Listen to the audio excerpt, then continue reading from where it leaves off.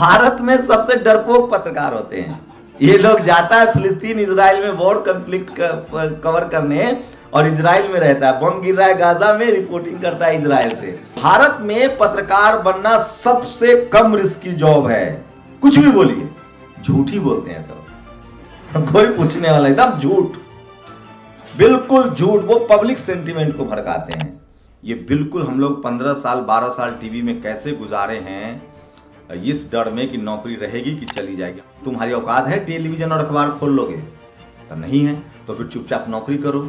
हमारे लिए मुझे लगता है सोशल मीडिया जो है, यूट्यूब, फेसबुक, ट्विटर और ऐसे तमाम प्लेटफॉर्म्स और ये मोबाइल, वो मुक्ति का मार्ग है। चाहे हमारा जिस भी फील्ड में टैलेंट हो, कि इस देश का जो जनरल कैटेगरी का आदमी है वो जब जातिवाद के खिलाफ बोलता है तो महान हो जाता है, और जब कोई गैर सवर्ण जातिवाद के खिलाफ बोलता है तो उसको जातिवादी कहा जाता है। मैं बिल्कुल खद्दर, कपड़ा, चप्पल, हवाई चप्पल इसके पक्ष में नहीं हूँ। पता है, जिसके घर में हेलीकॉप्टर हो, बहुत सारे कपड़े हो, वो कुछ भी पहन लेना तो लोग कहेंगे अरे ठीक है यार, देखो इसका सेक्रीफाइस है। अगर हमारे घर में खाना नहीं है तो हमारे शरीर पर कपड़ा अच्छा होना चाहिए। इस देश में कहानियां हमारे पास है, किस्से हमारे पास हैं। बस हम एजुकेशन लेंगे और हमको बस उसको बोलने और लिखने की कला चाहिए।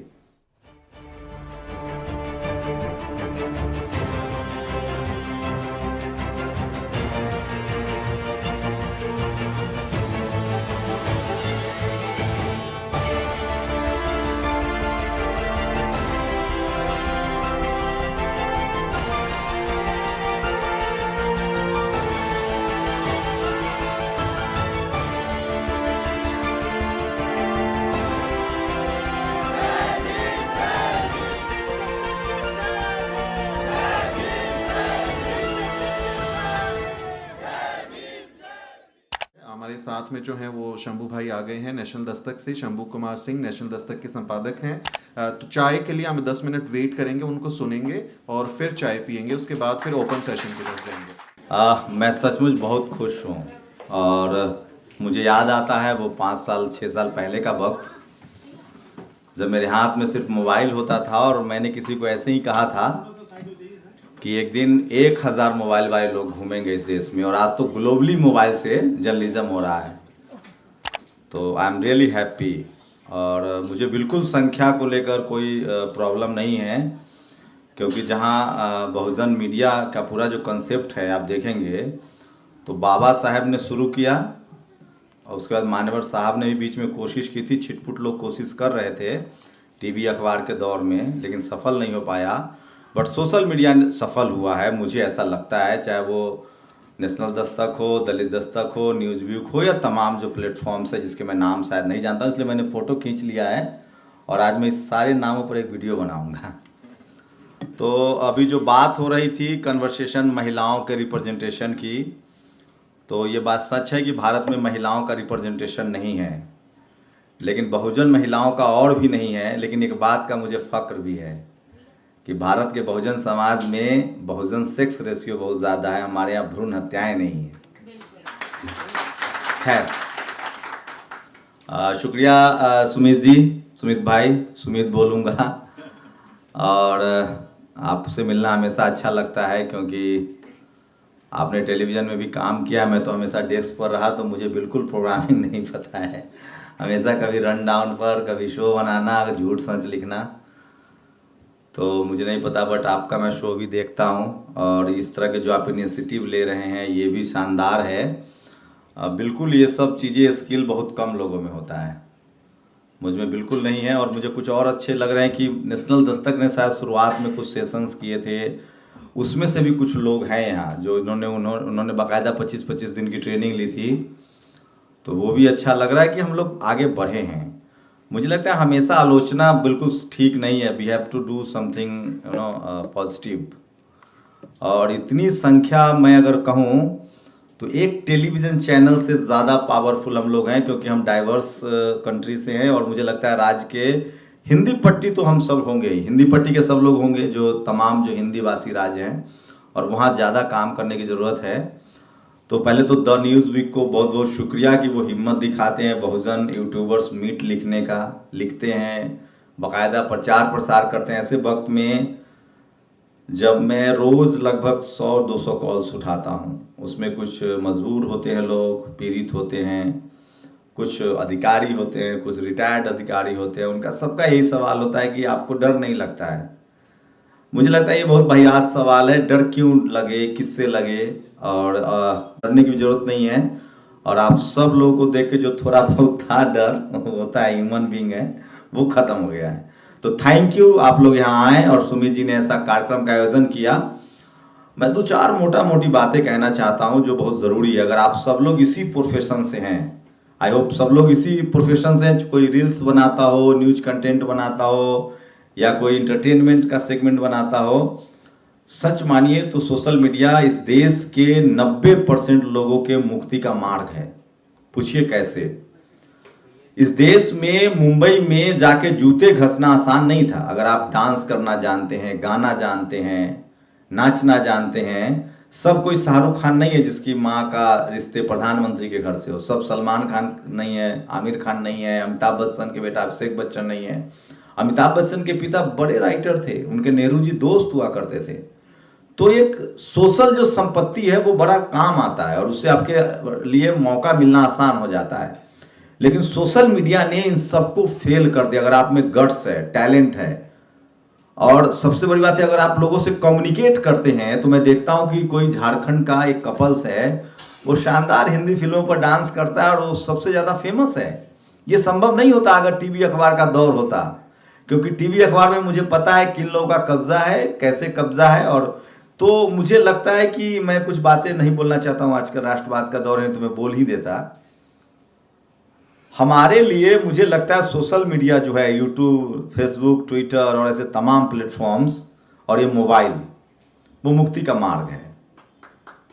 चाहे हमारा जिस भी फील्ड में टैलेंट हो, और मुझे सिर्फ न्यूज कंटेंट को लेकर काम नहीं करना चाहिए। अगर आप फोक सॉन्ग जानते हैं, आप टीचर हैं, मैथमेटिक्स पढ़ाते हैं, मैं कई ऐसे लोगों को जानता हूँ जो आईएएस कभी नहीं बना पाएंगे, और वो ऐसे ऐसे उसके वीडियो थोड़ा सा बाबा साहब को बोल देते हैं, फूले पेरियार अंबेडकर को बोल देते हैं, थोड़ा रेशनल होने की जरूरत है, और उनको कितना फॉलोअर्स है। किसी ने ठीक कहा है कि इस देश का जो जनरल कैटेगरी का आदमी है वो जब जातिवाद के खिलाफ बोलता है तो महान हो जाता है, और जब कोई गैर सवर्ण जातिवाद के खिलाफ बोलता है तो उसको जातिवादी कहा जाता है। तो खैर किसी की परवाह नहीं करनी है। मैं बिल्कुल कैरियर ओरिएंटेड बात कह रहा हूं, आपको अमीर बनाने के लिए आया हूं। बाबा साहब का रास्ता, बुद्ध का रास्ता, फूले का रास्ता, ये बिल्कुल अमीर बनने का रास्ता है, और सुमित की तरह एकदम सूट बूट टाइट पहन के रहने का रास्ता है। मैं बिल्कुल खद्दर कपड़ा, चप्पल, हवाई चप्पल इसके पक्ष में नहीं हूं। वो एक तरह का, पता है, जिसके घर में हेलीकॉप्टर हो, बहुत सारे कपड़े हो, वो कुछ भी पहन ले ना तो लोग कहेंगे अरे ठीक है यार, देखो इसका सेक्रीफाइस है। अगर हमारे घर में खाना नहीं है तो हमारे शरीर पर कपड़ा अच्छा होना चाहिए। हम लोग के पास कोई कल्चरल कैपिटल है बहुत सारा, वो मैं सम्राट अशोक, दुनिया जहाँ सब हम जानते हैं हम लोग, लेकिन हम वर्तमान की बात कर रहा हूँ, मैं प्रेजेंट की बात कर रहा हूँ कि हम लोग डेफिसिट में हैं, इकोनॉमिकली, सोशली, पॉलिटिकली, कल्चरली, और ये हमारी जिम्मेदारी है। और मैं आप सब लोगों से, जो यहाँ बैठे हुए जितने लोग हैं, सिर्फ खाना, मर जाना, खाने के लिए कमाना, ये कोई विकल्प नहीं है। हम सब की दोहरी जिम्मेदारी है, खाना भी पड़ेगा, कमाना भी पड़ेगा, परिवार भी पालना है, और हमारी सोशल रिस्पॉन्सिबिलिटी भी है। दुनिया में कोई Martin Luther, Nelson Mandela, doctor Ambedkar, Phule Periyar, अगर ये सब लोग कमाते और अपने परिवार के लिए जीते तो कोई नहीं जानता।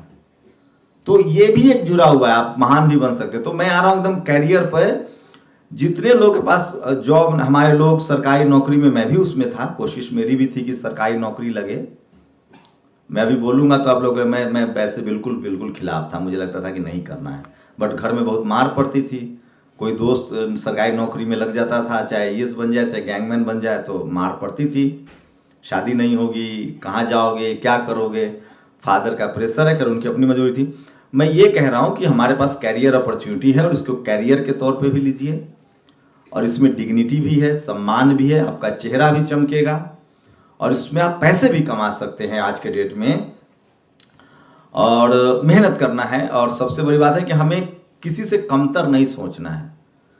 दो तीन चीजें आपको लोग रास्ते में ब्रेक करेंगे। हम लोग न्यूज चैनलों में रहे हैं, सुमित बताएंगे, आप हिंदी पट्टी से हैं या बिहार से हैं तो कहेगा कि आपकी भाषा ठीक नहीं है। पाली और प्राकृत में जिस बैकग्राउंड में हम लोग पैदा हुए हैं, हमारी भाषा अशोक ही है, अशोक नहीं है। हम पेड़ ही बोलते हैं, पेड़ नहीं बोलते हैं, घोड़ा नहीं बोलते हैं। तो भाषा को लेकर कोई कहे, बिल्कुल उसको मत सुनिए। हम जिस जगह पैदा हुए हैं, जहां पैदा हुए हैं, उसका प्रोनाउंसिएशन रहेगा। रंग रूप को लेकर कहे, वो भी बकवास है।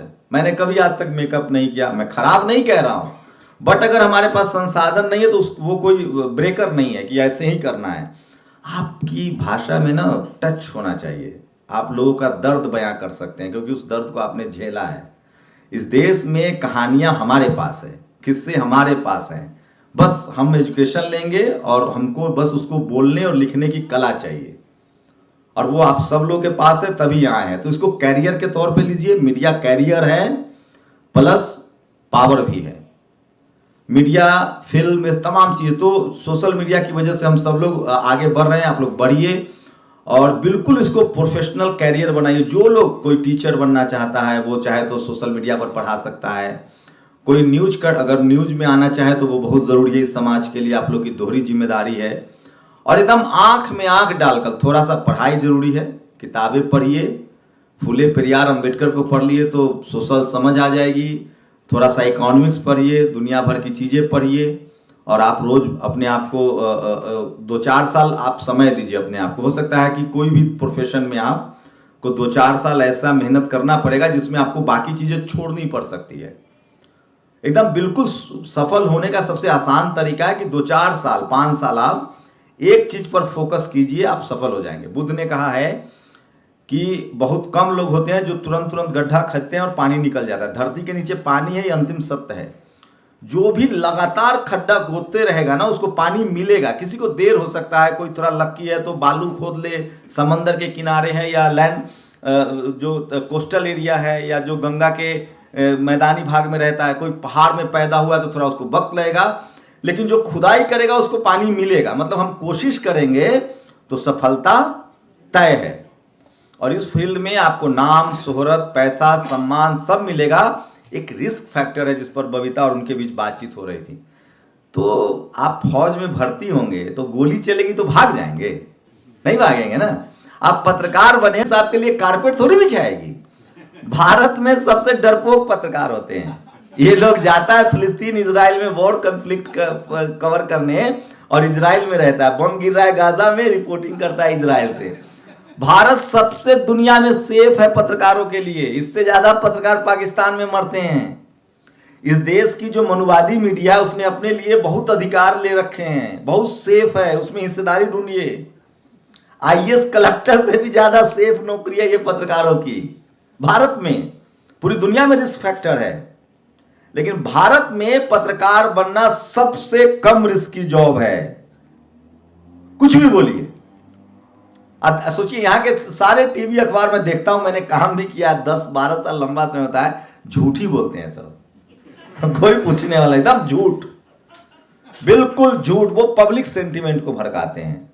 आज पब्लिक सेंटिमेंट है क्या, वो समझते हैं और उसको फॉलो करते हैं। टारगेट ऑडियंस फैक्ट नहीं है, एथिक्स नहीं है, कोई एक्यूरेसी नहीं है, झूठे हैं ये लोग, बहुत ही झूठे हैं। जैसे बाकी चीज़ों में जो, इनसे कहानी कहवा लीजिए, तिल को तार, तार को तिल, कहाँ। आप, हम लोग को ये सब नहीं करना है। हम लोग को एथिक्स, फैक्ट और सच के साथ खड़ा होना है। और हम लोग जातिवादी नहीं है। जैसे हम लोग काम करते करते बहुजन मीडिया मतलब जातिवादी मीडिया नहीं। बहुजन एक 90% लोगों का रिप्रेजेंटेशन का मसला है। हम लोग जातिवाद के खिलाफ लड़ रहे हैं। इस देश में बहुत शातिर लोग हैं जिसने बुद्ध को बुद्धू बना दिया। दुनिया का सबसे ज्ञानी आदमी बुद्ध, उसके नाम से बुद्धू बना दिया। जो जाति के खिलाफ लड़ रहा है उसको कहता है ये जातिवादी है। तो इस सब बिल्कुल परवाह मत कीजिए, उनको काउंटर कीजिए। ये फैक्ट है कि हम लोग जातिवाद के खिलाफ हैं, हम लोग ज्यादा ईमानदार हैं और हम लोग ज्यादा अच्छे इंसान हैं। हम लोग झूठ नहीं बोल रहे हैं, किसी का बेईमानी नहीं कर रहे हैं, किसी को ठग नहीं रहे हैं। तो नैतिकता भी हमारे पास है। तो इस काम में आप लोग लगिए, बस 4-5 साल मेहनत कीजिए और आप सफल होंगे आर्थिक रूप से। मैं सच बताऊं तो करोड़ों रुपए जैसा मैं कुछ नहीं कहूंगा, बट जो मैं सोशल मीडिया का ट्रेंड देख रहा हूं, अगर आप लोगों ने मेहनत की तो राष्ट्रपति की सैलरी से ज्यादा कमाएंगे। मैं एक सैलरी अगर कंपेयर करना है तो राष्ट्रपति देश का सबसे बड़ा पद है, उनकी सैलरी 5 लाख है, टीडीएस कट के 3.5 लाख रुपए मिलता है, 1.5 लाख टीडीएस कटता है, ये पूर्व राष्ट्रपति जी ने कहा था। तो हम लोग उससे ज्यादा कमा सकते हैं, खुला आकाश है, और हमारे पास टारगेट ऑडियंस है, SC ST OBC माइनॉरिटी 90%, तो ज्यादा जनगणना हो गई, 90% लोग हैं, हमें उनके लिए काम करना है। और हमारा जो काम है वो सच मानिए नैतिकता के आधार पे देश को बेहतर बना। हम लोग असली राष्ट्रवादी हैं, जो देश का खेत जोतता है, हल जोतता है, मजदूर है, वो राष्ट्रवादी है। और आप लोग काउंटर कीजिए। और सबसे बड़ी बात है, बाबा साहेब का जो सपना है ऐसे वाला संसद की तरफ, वो सपना भी इसी रास्ते से पूरा होगा। तो आप में जो भी हुनर है, आप जो भी करते हैं, खाना बनाते हैं, कपड़ा सिलते हैं, आपको जूता बनाने के आप शानदार कारीगर हैं, कोई भी काम मुझे 2-3 चीजें काम आती है। मुझे बकरियों का पालन अच्छा आता है, गाय पालना मैं जानता हूं, भैंस पालना मुझे आता है, दूध। अब मैंने सोचा मैं वो सब भी वीडियो डालूंगा। मैं बताना चाहता हूं कि मैं क्या क्या काम जानता हूं, जो इस देश का जो पत्रकार है वो नहीं जानता है, उसको पता ही नहीं गाय का पहला दूध का रंग क्या होता है। तो मैं फिर कह रहा हूं, मैं कहना चाह रहा हूं कि आपके अंदर जो भी हुनर है उसको दुनिया को बताइए। और ये मौका फिर शायद, मुझे नहीं पता, आपको और बेहतर मौका मिलेंगे। ये बिल्कुल हम लोग 15 साल 12 साल टीवी में कैसे गुजारे हैं, इस डर में कि नौकरी रहेगी कि चली जाएगी। हमारे प्रोफेसर राघवाचारी ऑलवेज टोल्ड कि तुम्हारी नौकरी, तुम्हारी औकात है टेलीविजन और अखबार खोल लोगे? तो नहीं है, तो फिर चुपचाप नौकरी करो। एक अल जजीरा से एक बॉस आया, उसने बोला कि you will join as a trainee and people will come and kick you. Trainee को असिस्टेंट प्रोड्यूसर, असिस्टेंट प्रोड्यूसर को सीनियर प्रोड्यूसर, प्रोड्यूसर को सीनियर प्रोड्यूसर, सीनियर प्रोड्यूसर को शिफ्ट इंचार्ज, शिफ्ट इंचार्ज को पता नहीं कौन गाली देता है, वो बॉस उस गाली देते हैं। तो खैर इसको एक्सेप्ट किया, लेकिन मेहनत का काम है दोस्त। आपको मतलब मैं ये नहीं कहूँगा 70 घंटे वाला नहीं, आप लाइफ भी इंजॉय कीजिए, लेकिन आपको शुरुआत में 7-8 घंटे निकालने पड़ेंगे अपने लिए रोज। और इस काम को कीजिए, मन से कीजिए। नाम, शोहरत, सम्मान, पैसा और एक सोशल सेटिस्फैक्शन भी आपको मिलेगा कि आप गलत नहीं कर रहे हैं। बस एक लास्ट गुजारिश है, जो गलती मैं कर रहा हूं लगातार, कि एक जो हम लोग का जो पैदाइशी हुनर है ना, उससे नहीं कटना है, उसी को हमें हथियार बनाना है। जो हम लोग प्लस हैं, हम लोगों ने कोई कर्मकांड नहीं सीखा है। हमारे माँ बाप ने हमें एक हुनर दिया है, जो हम जाति की वजह से हमारे हिस्से में था वो, लेकिन जो एक हुनर दिया है उसको प्रोफेशनल हुनर में तब्दील करना है। और कुछ काम है जिसको छोड़ना है। सफाई कर्मचारी का काम छोड़ना है, किसी कीमत पर नहीं करेंगे, जब तक वो करे जिसको करना है करे। सफाई कर्मचारी वाला जो काम है जो हमारे हिस्से में, उसको छोड़ना है। मजदूरी वाला जो काम है उसको धीरे धीरे छोड़ना है। हमको उसको वीडियो बना के लोगों को दिखाना है, हमको करना नहीं है। कुछ ऐसे काम है जिसके साथ न सम्मान है और जिसके साथ जाति का बोध जुड़ा हुआ है, उस काम को मैं लोगों को लगातार कह रहा हूं। मैं अभी गया था देवघर किसी कार्यक्रम में, एक सफाई कर्मचारी लड़का था। बहुजन समाज के बच्चों का तो डोले शोले ऐसी ही होता है, फिजिकल वर्क करते रहते हैं। मैंने उसे कहा कि तुम ये जो 8,000 में करते हो ना, कल से दुकान लगाओ, जूस का ठेला, रिक्शा का, जो भी खैनी गुटका जो बेचना है बेचो, जो परमिसेबल है ना, ऐसा तो है नहीं अपराध है। शॉप शुरू करो, 10,000 से 2 महीना काम करो, 10,000 का कैपिटल खड़ा करो, एक बिजनेस शुरू करो। कुछ काम हमें छोड़ना पड़ेगा हमारे समाज को। उसमें सफाई का काम नहीं करना है, हमें सफाई का काम नहीं करना है। उसके बाद जो मजदूर हमें बनाया जा रहा है वो नहीं करना है, क्योंकि वो जानबूझकर ये सारी काम जो जिसमें पैसा ना हो। महिलाओं के साथ देखिए कैसे हुआ कि दुनिया के किसी भी रेस्टोरेंट में बहुत कम आपको महिला सेफ मिलेगा जो महिलाएं खाना बनाती है, क्योंकि वहां उसके लिए पेमेंट है। तो सारे पुरुषों ने कब्जा कर रखा है। महिलाएं कहां खाना बनाती है जहां फ्री में खाना है। मेरी बिल्डिंग में एक दीदी आती हैं, वो सफाई कर्मचारी थी। मैंने कहा मैं आपको कितने इस बिल्डिंग से मिलते हैं, तो 4 फ्लोर है। तो उन्होंने कहा कि 2,000 रुपये। मैंने कहा मैं आपको 5,000 रुपये दूंगा, आपको किसी का कचरा नहीं उठाना, सिर्फ मेरा ले जाइए। अब 5,000। तो कहा कि ऐसा क्यों? मैंने कहा आपको तो 2,000 मिल रहे हैं ना, मैं तो 3,000 एक्स्ट्रा दे रहा हूं, आप बंद करो काम। उन्होंने कहा कि कल से मैं बाकी लोगों का नहीं उठाऊंगा। लोगों ने कहा क्यों? कहा कि नहीं मेरा काम हो रहा है। मैंने कहा कि आपको दुनिया में भी सफाई कर्मचारी है, लेकिन वहां पैसा है, सम्मान है, लोग आते हैं गाड़ी से, टेक्निक है, मशीन है, एक जाति नहीं बनी हुई है। उस दीदी की सैलरी अब 16,000 रुपए उस बिल्डिंग में। मैंने समझौता कराया और कहा कि 5,000 रुपए मैं दे रहा हूं, 5,000 रुपए दीजिए। तब ये 10 घर में काम करेंगी तो 50,000 रुपए आएगा, तब इनकी रोजी रोटी चलेगी, इनके बच्चे पढ़ पाएंगे। चलो 1,000 कम पर 4,000 पर समझौता हुआ, 16,000 रुपए में वो कचरा उठा रही हैं। इस देश में बड़ी साजिश हुई है, जानबूझ के सफाई कर्मचारियों की नौकरी को प्राइवेटाइज किया गया कि मजदूर का बच्चा मजदूर बना रहे। तो हमें मजदूरी दिखानी है दुनिया को सोशल मीडिया पर, लेकिन मजदूरी उनको प्रेरित भी करना है कि मजदूरी छोड़िए, कुछ लोगों को करने दीजिए सफाई का काम, मजदूरी का काम, तब उनको पता चलेगा। सोचिए सुलभ शौचालय में पैसा कोई वसूलता है? मालिक कोई हो तो मालिक मेरे जिला वाला है, मर गए।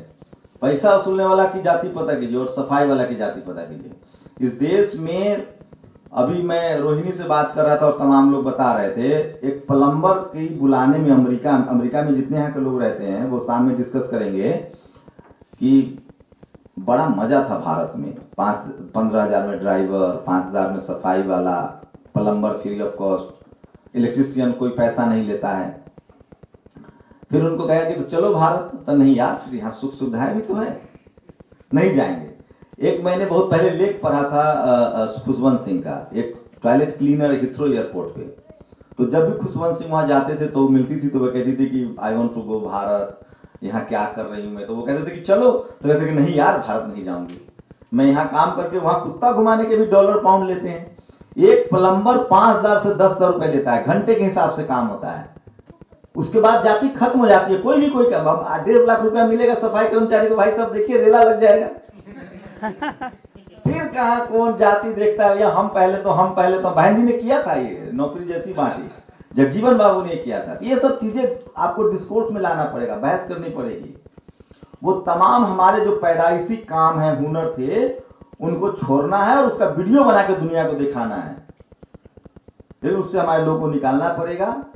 और उसमें एक और चीज हम लोग कर सकते हैं कि हम लोग ब्रोकर बने।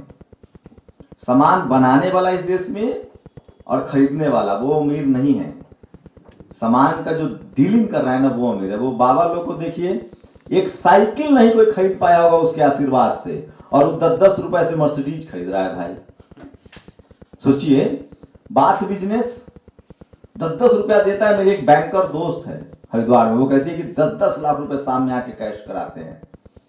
तो बहुत कुछ प्रोफेशन ऐसे भी जिसमें हमें जाना चाहिए, मान सम्मान पैसा भी है, हाँ ऑफ कोर्स। तो मैं कहना मेरा लगुलुआ भैया बहुत वक्त हो गया कि आप लोग बिल्कुल हेजिटेट मत कीजिए, अपने आप पर भरोसा कीजिए और अपने समाज में जो पुश्तैनी काम था जिसमें पैसा नहीं है और सम्मान नहीं है, सबसे बड़ी बात, उससे छुप निकलना है बाहर। जिसमें सबसे पहले कि उसमें सम्मान नहीं है जिस प्रोफेशन में, और पैसा नहीं है, कुछ तो एक हो, उससे बाहर निकलना है और उसके लोगों को निकलने के लिए प्रेरित भी करना है। इसलिए मैं अपने बाप को कहता था कि मैं नौकरी नहीं करूंगा, तुम कुछ भी कर लो, चाहे पूरी जिंदगी गुजर जाए लफुआ बनकर, नहीं करूंगा तो नहीं करूंगा, नहीं किया।